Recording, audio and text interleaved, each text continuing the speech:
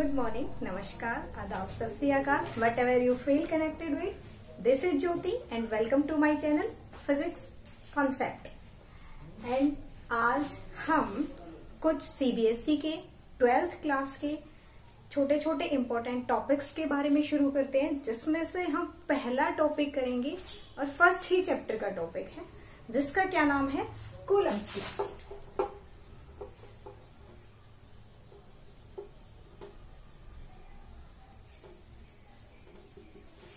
देखो बेटा, Coulomb's law किस प्रिंसिपल पे काम करता है, किस काम आता है और क्या निकालते हैं, ये सभी आज हम इस टॉपिक में करेंगे।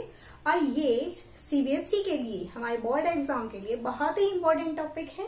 और हम छोटे छोटे जितने भी इंपॉर्टेंट टॉपिक हैं उनको हम करते रहेंगे डेली, और आपको इन सभी से आपके बोर्ड एग्जाम में बहुत हेल्प मिलेगी।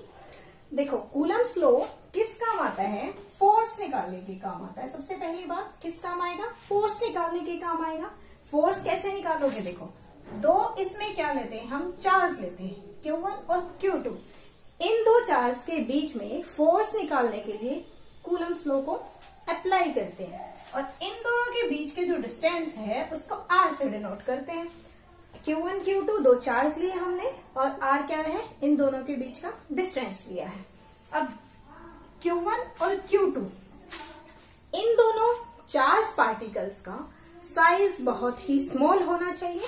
क्या होना चाहिए, स्मॉल होना चाहिए। और वो जो स्मॉल होगा या लार्ज होगा वो हम किससे कंपेयर करेंगे, हमारे R डिस्टेंस से। अगर हमारा Q1 और Q2 दो चार्ज पार्टिकल का बहुत ही छोटा साइज है, किसके कंपैरिजन में, R के कंपैरिजन में, तो हम इन दोनों को पॉइंट चार्ज की तरह कंसीडर कर लेंगे। किसके तरह, पॉइंट चार्ज की तरह कंसीडर कर लेंगे। तो हमारा जो कूलम्ब्स लॉ है वो क्या बताता है हमें, F is directly proportional to magnitude of the Q1 and Q2 and F is inversely proportional to distance scale. ये R क्या है हमारा, डिस्टेंस स्केल।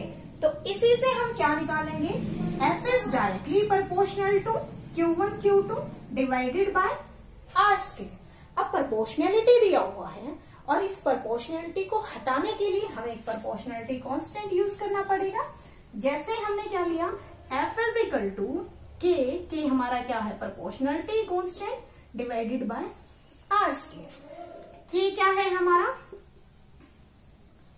Proportionality constant. अब हमारा जो K है उसकी वैल्यू क्या होती है, 1/4 पाई एप्सिलॉन। क्या होती है, 1/4 पाई एप्सिलॉन। देखो हमारा जो K है उसकी वैल्यू क्या लिखी हमने, 1/4 पाई एप्सिलॉन। और इसकी वैल्यू अगर हम न्यूमेरिकल वैल्यू निकालें, नंबर्स में 9 × 10⁻⁹ न्यूटन मीटर स्क्वायर पर कूलम्ब स्क्वायर। क्या बनेगी, न्यूटन मीटर स्क्वायर पर कूलम्ब स्क्वायर। इसके बाद देखो हमारे इसमें क्या आया है, एप्सिलॉन। एप्सिलॉन क्या होता है हमारा, परमिटिविटी ऑफ फ्री स्पेस। क्या होता है epsilon, permittivity of free space. और हमारा जो एप्सिलॉन की वैल्यू होती है, ये भी एक कांस्टेंट वैल्यू है, 8.85 × 10⁻⁻12। क्या बनेगी, 8.85 × 10⁻⁻12 बनेगी। कैसे, क्या बनेगी, कूलम्ब स्क्वायर, न्यूटन -1 और मीटर -2। ये हमारी वैल्यू किसकी आ गई, परमिटिविटी। अब देखो हमारा परमिटिविटी होता क्या है, आप लोग ये भी सोच रहे होंगे कि परमिटिविटी क्या होता है। अब परमिटिविटी हमारा एक ऐसी क्वांटिटी होती है जिसको हम एक क्वांटिटी की तरह बोल सकते हो, जो क्या बताएगी कि हमारी दो बॉडीज के अंदर, दो बॉडीज जो हमने ली हैं, Q1 और Q2 जो पॉइंट चार्ज जो दो बॉडी ली हैं, उन दोनों के बीच में जितना भी इलेक्ट्रिकल इंटरेक्शन हुआ है वो हमारा कितना परमिट करेगा किसी भी मीडियम में। दो बॉडीज के बीच में जितना भी इलेक्ट्रिकल इंटरेक्शन होगा वो how far it permits with in medium, वो क्या बताएगी, परमिटिविटी। यहां तक समझ आ गया सभी को। अभी देखो हमारा जो फोर्स है उसकी वैल्यू आप आसान से निकाल सकते हो, 1/4πε0 Q1 Q2 divided bye are square. ये तो हमने निकाल लिया नॉर्मल के लिए। अभी देखो अगर हमें देखना हो तो फोर्स जो है हमारा वो क्या होता है, एक वेक्टर क्वांटिटी होती है बेटा, और वेक्टर क्वांटिटी होगी तो उसको वेक्टर फॉर्म में लिखना पड़ेगा। अब फोर्स अगर हमारा वेक्टर क्वांटिटी है तो देखिए अब हमने एक यहां पॉइंट चार्ज ले लिया, एक यहां, इसको मान लिया हमने Q1 और इसको क्या लिख लिया Q2, Q1 एंड Q2। अगर हमने यहां पर हमारा कोई मान लो यहां ले लेते हो, ओरिजिन ज्यादा ऊपर हो गया, इधर ले लीजिए नीचे, ओरिजिन ले लिया, तो ये हमारा क्या बनेगा R1 डिस्टेंस, और ये हमने ले लिया R2। किसकी फॉर्म में लिया है, वेक्टर वाली फॉर्म में। उसके बाद देखो ये हमने डिस्टेंस ले लिया क्योंकि हमें तो इन दोनों के बीच का डिस्टेंस चाहिए ना, तो ऐसे निकाल लेंगे वेक्टर वाली फॉर्म में। तो देखो R12 वेक्टर क्या बन गया, R212 वेक्टर, या फिर अगर आप इस तरफ लोगे तो क्या बन जाएगा R21 वेक्टर। अभी R12 और R21, तो इन दोनों की अगर वैल्यू निकालोगे तो R12 is equal to R1 vector minus of R2 vector. अगर R21 निकालोगे तो R2 माइनस R1 वेक्टर। ये कैसे निकालना है आप सभी को पता चल ही गया, Q1 और Q2 हमारे पास है ही, तो अगर हम ऐसे ही फोर्स निकाले वेक्टर वाली फॉर्म में तो क्या बनेगा हमारा, Q1 Q2 divided by 4πε0 R square. अब देखिए हमें निकालना है F और 1 2, मतलब force on the one due to second, first के ऊपर चार्ज के ऊपर सेकेंड की वजह से, फर्स्ट के ऊपर सेकेंड की वजह से, तो यहां पे क्या लिखोगे 1 2, और इसी के अलोंग यूनिट वेक्टर FR12। ये क्या है हमारा यूनिट वेक्टर। यूनिट वेक्टर क्या बताता है हमें, किसी भी चीज की फोर्स की डायरेक्शन, अगर आपको किसी भी क्वांटिटी की अगर आपको डायरेक्शन निकालनी है तो उसको यूनिट वेक्टर से डिनोट कर देंगे। तो यहां पर देखो वैसे जनरली यूनिट वेक्टर जैसे आर का निकालना है तो हमारे पास होता क्या है, वेक्टर जैसे हमारा दिया हुआ vector as it is divided by magnitude of that vector. क्या R12 vector is unit cap is equal to R12 vector divided by magnitude of that vector. Vector लगाएंगे दोनों तरफ, मैग्नीट्यूड लगाएंगे, इसको क्या बोले मैग्नीट्यूड। अब हम इसकी वैल्यू यहाँ पे अगर सब्स्टिट्यूट कर दें तो हमारी जो वैल्यू बनेगी वो क्या बनेगी, देखिए सब्स्टिट्यूट किया F12 vector is equal to Q1 Q2 divided by 4πε0, इसकी जगह पे पुट किया, क्या बन गया R12 vector divided bye R12 magnitude, और इधर हमारा क्या था R12 स्केल। ये और ये क्वांटिटी बिल्कुल सेम है, ये भी मैग्नीट्यूड ही है, एक न्यूमेरिकल वैल्यू है, और ये भी हमारी मैग्नीट्यूड वैल्यू है। तो इससे हमें निकालेंगे अगर Q1 Q2 डिवाइडेड बाय 4πε0, और इधर देखो 2 है और एक बार लिया गया हमारा, तो क्या बन गया R12 vector divided bye R12 square. अगर इसको सॉरी स्केयर और एक की वैल्यू कितना आ गया क्यूब, ये 2 बार और ये 1 बार, कितनी पावर हो गई हमारी 3 पावर हो गई। अगर हम same as it is F21 vector के लिए निकालेंगे तो क्या बनेंगे, देखो चार्ज हमारे सेम ही है दोनों तरफ, Q1 और Q2, और नीचे क्या है कांस्टेंट वैल्यू 4πε0, तो यहां चेंज हो जाएगा, क्या बन जाएगा अब की बार 2 और 1, और ये इसका स्केयर, और इधर क्या बनेगा cap 21। R cap 2 1। R cap क्या है? Unit vector 2 1। तो सेम एज इट इज करेंगे जैसे हमने इसके साथ किया था। क्या बनेगा? Q1 Q2 divided by 4 pi epsilon not. फिर R2 1 कैप को चेंज कैसे करेंगे? आप सभी को आता ही है, अभी बताया था। R2 1 vector divided by magnitude of the R2 1 vector. तो यहाँ पे ये वैल्यू अगर हम पुट करेंगे तो क्या बन जाएगा? ऊपर बन जाएगा R2 1 वेक्टर डिवाइडेड बाय नीचे क्या बन जाएगा? R2 1 और Q मैग्नीट्यूड है बेटा। ये क्या है? ये वाला मैग्नीट्यूड न्यूमेरिकल वैल्यू है। तो आप यहाँ क्या लिख सकते हो? देखो सेम है ना, F Q1 Q2 divided by 4 pi epsilon. फर्क क्या है? इस वाले में और इस वाले में अपोजिट आ गए। यहां से हम क्या देखेंगे? देखो आपने क्या देखा था? R2 1 क्या होता है? R2 vector minus of R1 vector, और इधर R1 2 अगर निकालोगे तो क्या होगा? R1 vector minus of R2 vector. दोनों आपस में अपोजिट है ना। अगर हम देखें तो हमारा क्या बनेगा? R2 1 vector is equal to R1 vector और विद माइनस साइन। किसके साथ? माइनस साइन के साथ। तो सेम एज इट इज इसके अंदर भी है। यहां से हमने कंक्लूड किया, क्या आया हमारा? जो हमारा फोर्स 1 2 1 के ऊपर सेकंड की वजह से इक्वल टू सेकंड के ऊपर फर्स्ट की वजह से विद माइनस साइन। देखो F12 is equal to minus of F21। अब ये दोनों अपोजिट है ना। यही सेम बात आपने एक और कहीं पर भी पढ़ी होगी। कहां पे? न्यूटन्स थर्ड लॉ में। क्या पढ़ा है न्यूटन्स थर्ड लॉ में? Every action gives opposite reaction.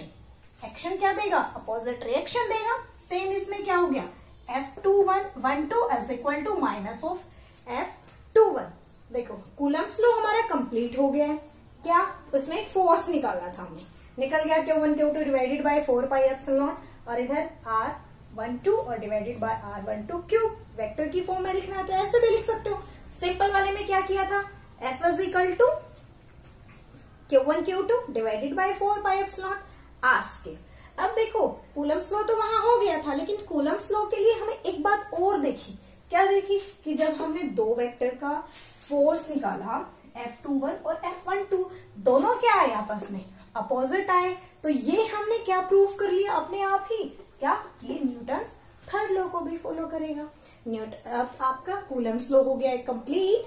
और अभी देखेंगे हम कुछ कैरेक्टरिस्टिक्स।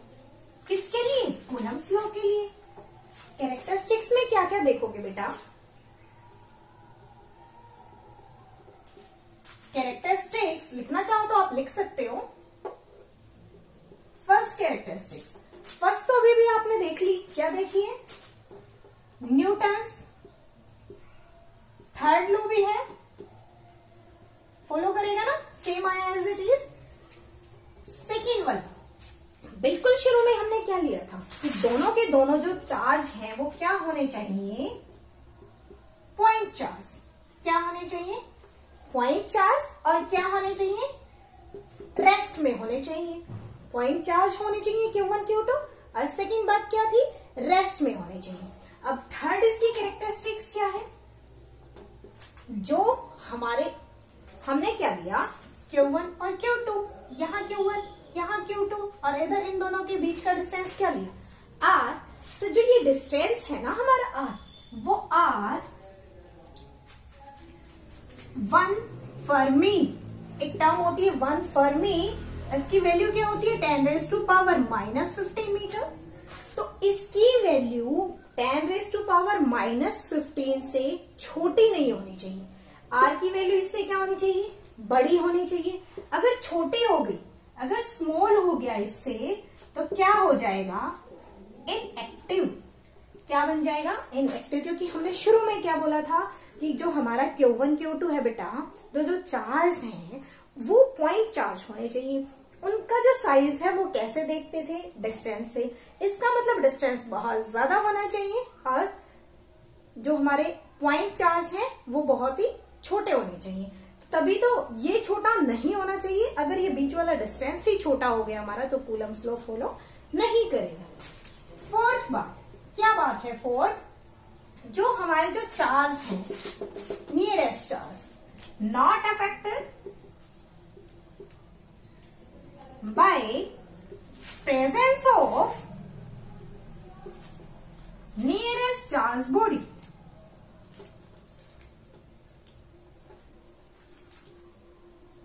मतलब क्या हुआ कि Q1 और Q2 के ऊपर अगर फोर्स निकाल रहे हो तो नियरेस्ट जो हमारे चार्ज हैं, अदर चार्ज, यहाँ बहुत सारी चार्ज है बॉडीज, उनके इसके ऊपर कोई इफेक्ट नहीं पड़ेगा। ये क्या है, कैरेक्टरिस्टिक्स है किसकी, कूलम्स लॉ की। ऐसे ही हमारा कूलम्स लॉ है वो कंप्लीट हो गया है। होप कि आप सभी को समझ आ गया होगा। एक बार फिर से थोड़ा सा रिवाइज करा देती हूँ। देखो फर्स्ट बात हमने क्या पढ़ी, दोनों के दोनों चार्ज हैं Q1 और Q2 क्या होने चाहिए, स्मॉल चार्ज होने चाहिए, बहुत ही छोटे होने चाहिए as compare to R। R बहुत ही ज्यादा बड़ा होना चाहिए, स्मॉल साइज में है Q1 Q2, इसलिए उनको क्या बोल देते हैं, पॉइंट चार्ज बोल देते हैं। फिर हमारा जो कूलम्स लॉ था वो होता क्या है, कूलम्स लॉ को डिफाइन कैसे करोगे, कूलम्स लॉ का प्रिंसिपल क्या है वो कैसे लिखोगे, force is directly proportional to the magnitude of Q1 and Q2 and inversely proportional to the square of distance. Distance जो है उसके स्केयर के इनवर्सली प्रोपोर्शनल होगा। उससे हमने क्या निकाला, F is equal to Q1 Q2 divided by R square, और प्रोपोर्शनलिटी कांस्टेंट क्या लिया, K, जिसकी वैल्यू क्या थी 1/4 पाई एप्सिलॉन नॉट, और उसी की एक और वैल्यू क्या थी हमारी 9 × 10⁹9। अभी उसके बाद हमने क्या किया, कूलम्स लॉ को जो फोर्स था हमारा उसको वेक्टर वाली फॉर्म में चेंज किया। उसमें क्या लिया, जो हमारा डिस्टेंस था R उसको भी वेक्टर वाली फॉर्म में चेंज किया। वेक्टर वाली फॉर्म में चेंज करने से क्या हुआ, एक यूनिट वेक्टर आया। यूनिट वेक्टर को फिर किसमें चेंज किया, unit vector is equal to vector form divided by magnitude. तो उससे हमने दोबारा सब्स्टिट्यूट अगर उसी वैल्यू के अंदर किया तो F12 की वैल्यू क्या आ गई, Q1 Q2 divided by 4 pi epsilon not, और नीचे क्या आया, F12 निकाल रहे हो तो R12 का क्यूब नीचे और ऊपर R12 वेक्टर आ गया। Same as it is F21 निकाला, Q1 Q2 divided by 4 pi epsilon, ऊपर क्या आया R21 वेक्टर, नीचे क्या आया R21 क्यूब, मतलब मैग्नीट्यूड। तो दोनों से हमने क्या निकाला, F12 is equal to minus of F21। इससे क्या पता चला हमें, न्यूटन का थर्ड लॉ। न्यूटन का थर्ड लॉ भी तो यही कहता है ना। तो फिर हमने जो कैरेक्टरिस्टिक्स देखी वो भी तो ऐसे ही थी। फर्स्ट क्या है, जो हमने कैरेक्टरिस्टिक्स में क्या लिखेंगे, जो हमने पढ़ा है वही तो लिखेंगे ना। तो हमारी जो फर्स्ट थी वो क्या आ गई, Newton's third law. Second, point charge होने चाहिए दोनों, Q1 Q2 पॉइंट चार्ज होने चाहिए, स्मॉल इन साइज होने चाहिए, और किस में होने चाहिए, रेस्ट में होने चाहिए। थर्ड बात क्या करी, जो हमारा R है उसकी वैल्यू, जो डिस्टेंस है उसकी वैल्यू 1 फरमी से ज्यादा होनी चाहिए। अगर कम हो गई तो वो इनएक्टिव हो जाएगा, काम नहीं करेगा। फोर्थ बात क्या है हमारी, not affected by the presence of nearest charge body. जो हमारा Q1 और Q2 है इससे अलग अगर चार्ज है कोई भी बॉडी, उसका इसके ऊपर कोई इफेक्ट नहीं पड़ेगा। होप आप सभी को समझ आ गया होगा। आप एक बार दोबारा से वीडियो को देख लेना, अगर नहीं समझ आया तो शायद आपको समझ आ ही गया होगा। नहीं समझ में आया तो आप कमेंट बॉक्स में मुझे कमेंट करके बताएंगे। Thank you for watching. Like share and subscribe आप कर ही देंगे। Have a nice day. Thank you so much.